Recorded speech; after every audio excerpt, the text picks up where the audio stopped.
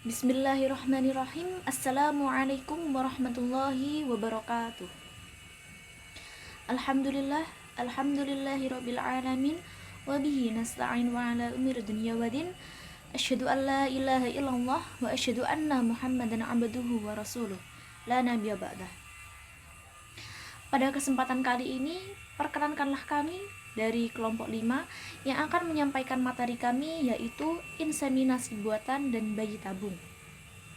Sebelumnya saya akan membacakan anggota kelompok saya terlebih dahulu. Yang pertama, saya sendiri Yuliatul Mukaromah dengan NIM 101190177. Yang kedua, Ahmad Najib Nasrullah dengan NIM 101190188. Yang ketiga adalah Ervina Zena Khulud dengan NIM 101190201. Baik, selanjutnya saya akan menjelaskan apa pengertian dari inseminasi buatan dan bayi tabung, dan di mana letak perbedaan di antara keduanya. Yang pertama adalah inseminasi buatan. Inseminasi buatan adalah, menurut Jamalin Jannah, adalah suatu pekerjaan memasukkan mani ke dalam rahim atau kandungan dengan menggunakan alat khusus dengan maksud terjadinya pembuahan. Sedangkan bayi tabung adalah cara mengambil sel sperma dan sel telur, kemudian diadakan pembuahan di luar rahim dan ditanamkan ke dalam rahim perempuan pemilik sel telur tadi. Jadi, letak perbedaan di antara inseminasi buatan dan bayi tabung ini adalah letak di proses pembuahannya.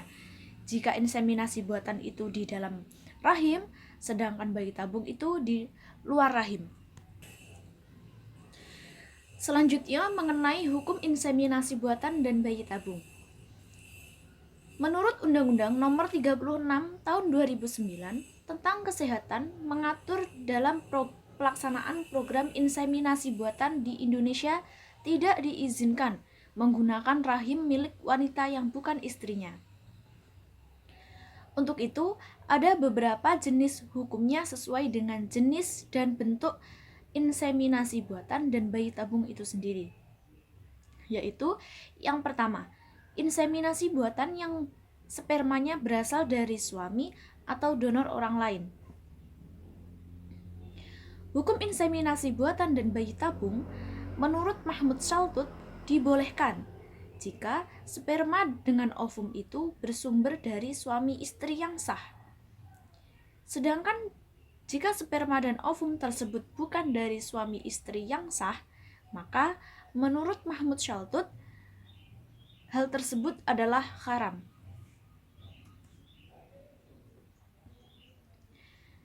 Bentuk dan jenis yang kedua adalah inseminasi buatan dan bayi tabung yang menggunakan rahim istrinya atau rahim orang lain. Menurut Musa Salih Syaraf, dengan inseminasi buatan dan bayi tabung itu menggunakan sperma suami dan rahim istri yang sah, maka hal tersebut adalah boleh sesuai dengan syariat. Tetapi jika rahim yang digunakan itu adalah rahim orang lain, maka hukumnya haram, sama dengan hukum zina. Yang ketiga, ada manfaat dan mafsadat melakukan inseminasi buatan dan bayi tabung. Dapat kita maklumi bahwa melakukan inseminasi buatan dan bayi tabung ini sangat banyak sekali mandorotnya daripada manfaatnya. Di sini manfaatnya adalah dapat membantu suami istri yang salah satunya atau keduanya itu terdapat kelainan alami, yang mana dapat menghambat bertemunya sel sperma dengan sel telur. Misalnya karena saluran telur yang terlalu sempit atau ejakulasi yang terlalu lemah. Yang kedua yaitu ada mafsadatnya. Di sini yang pertama percampuran nasab. Padahal dalam Islam itu sangat menjaga kesucian dan kehormatan kelamin dan kemurnian nasab. Yang kedua yaitu bertentangan dengan sunatullah dan hukum alam. Yang ketiga, kehadiran anak dari hasil inseminasi buatan ini atau bayi tabung ini bisa menjadi sumber konflik di dalam rumah tangga, terutama bayi tabung yang bantuan donor merupakan anak yang sangat unik karena mereka itu sifat, karakter, dan mentalnya itu bisa berbeda dengan ayah ibunya. Yang keempat, anak hasil inseminasi buatan atau bayi tabung ini yang percampuran nasabnya terselubung dan sangat dirahasiakan donornya adalah lebih jelek daripada anak adopsi yang mana kita tahu asal-usulnya dan nasabnya.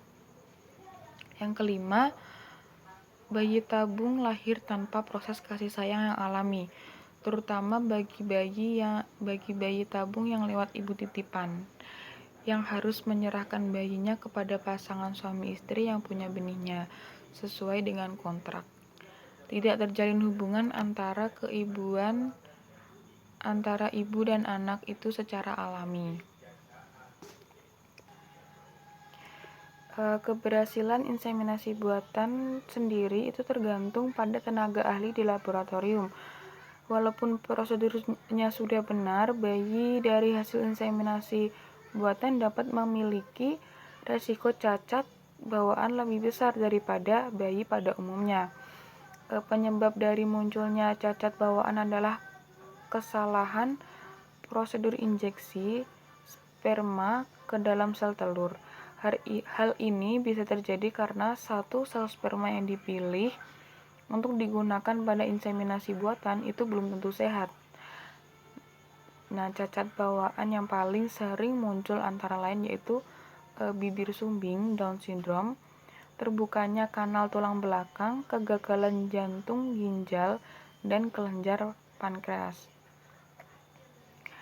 Nah, dari sini kita dapat simpulkan bahwa inseminasi buatan dan bayi tabung ini sangat banyak sekali madorotnya dan sangat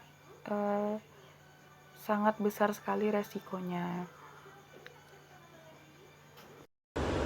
Baik, bismillahirrahmanirrahim. Saya di sini akan melanjutkan keterangan dari pemaparan sebelumnya, yakni tentang analisis hukum Islam terhadap status nasab bayi tabung. Adapun status kenasaban anak hasil inseminasi buatan tersebut itu tergantung kepada prosesnya. Yakni yang pertama yaitu jika hasil inseminasi itu berhasil dari sperma dan ovum suami istri yang sah, maka status anak tersebut adalah anak yang sah. Kemudian yang kedua, yakni jika anak tersebut hasil inseminasi yang berasal dari sperma atau ovum bukan suami istri yang sah, maka status anak tersebut adalah anak yang tidak sah. Kemudian yang ketiga, yakni jika anak itu hasil inseminasi itu berasal dari sperma dan juga ovum istri yang sah dan ditanamkan kepada wanita bukan pemilik ovum tersebut, maka menurut jumhurul ulama dan juga majelis tarjih Muhammadiyah menyatakan anak tersebut merupakan anak yang tidak sah. Jadi begitu. Mungkin keterangan dari kelompok kami cukup. Apabila ada kurang lebihnya mohon maaf.